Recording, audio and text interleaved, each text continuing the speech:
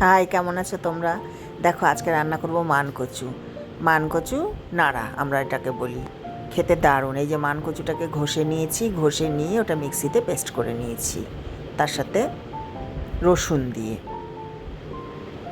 একটু জল দিয়ে পেস্ট করলে কি হয়, ওটা ভালো স্মুথলি বাটাটা হয়ে যায়, নাহলে তো মিক্সির কাটাতে আটকে যায়।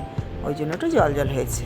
এবার ওর মধ্যে নারকেল কোড়া মিশিয়ে নিলাম, নিয়ে কাঁচা লঙ্কা সঙ্গে বাটা আছে, কড়াইতে সর্ষের তেল দিয়ে দিয়েছি, দিয়ে এবার কালো জিরে ফোড়ন দিয়ে দিলাম, দিয়ে এবার কচুটা দিয়ে দেবো, দিয়ে এবার এটাকে ভালো করে তেলে নাড়তে হবে।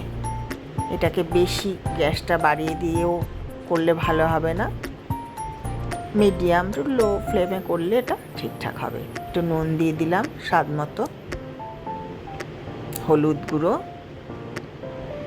আর দেবো পরিমাণ মতো একটু মিষ্টি গুড় দিয়ে দিলাম, দিয়ে এবার এটাকে আস্তে আস্তে আস্তে আস্তে এটাকে নাড়তে হবে, কড়াইতে ছড়িয়ে দিতে হবে।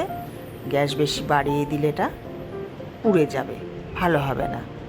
ওই জন্য একটু সময় লাগবে, আস্তে আস্তে দেখো কড়াইয়ের মধ্যে একদম মাখো মাখো হয়ে আসবে।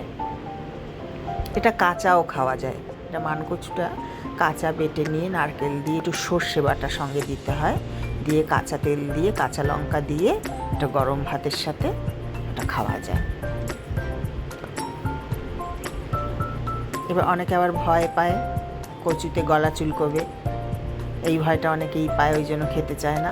কিন্তু আমরা কি করব, এই কচুটা হতে হতে শেষের দিকে আসার পরে যখন হয়ে আসবে রান্নাটা, তখন একটু তেঁতুলের পাল্প আমরা এর মধ্যে দিয়ে দেবো। দিয়ে দিলে যে ভয়টা, কচু খেলে গলা চুলকাবার যে ভয়টা, সেটা একদমই থাকবে না। খেতেও একটু অন্যরকম স্বাদটা হবে যারা ভয় পাও। আর যারা কচু খেতে ভয় পাও না, তারা এমনিই খেতে পারবে, তেঁতুল দেওয়ার প্রয়োজন হবে না। গরম ভাতের সাথে দারুণ খেতে। সবাই বানিয়ে কিন্তু খাবে, একদম কচু দেখলে ভয় পাবে না। এটা দিয়েই ভাত খাওয়া হয়ে যাবে একদম। দেখো মাখো মাখো হয়ে আসছে, একদম কড়াইয়ের মধ্যে একদম পুরোটা গোল হয়ে চলে আসবে। যখন হয়ে যাবে একটু আঠা আঠা ভাব আসবে, মাখো মাখো হয়ে যাবে ওটা। এই যে তেঁতুলের পাল্পটা রেডি করে নিয়েছি, একটু ছাঁকনি দিয়ে ছেঁকে ওটা এর মধ্যে দিয়ে দেবো। আর কাঁচা লঙ্কা তো আমরা বেটেই দিয়েছি। একটু ঝাল ঝাল হলেই খেতে ভালো লাগবে, ঝাল না হলে ভালো লাগবে না। একটু বেশি পরিমাণে ঝালটা বেটে নিতে হবে ওর সাথে কাঁচা লঙ্কাটা। আর কেউ শুকনো লঙ্কা পছন্দ করলে একটু তেলের মধ্যে কালো জিরের সাথে শুকনো লঙ্কাও দিয়ে দিতে পারো।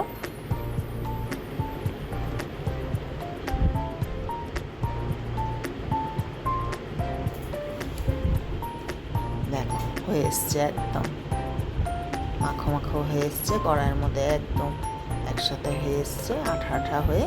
এবার আমরা এটাকে নামিয়ে নেব। একদম রেডি আমাদের কচু বাটা। আজকের মতো টাটা, সবাই ভালো থাকবে। আর এটা বানিয়ে কিন্তু খাবে অবশ্যই। ভালো লাগলে লাইক করবে, শেয়ার করবে, কমেন্ট করবে। আজকের মতো টাটা।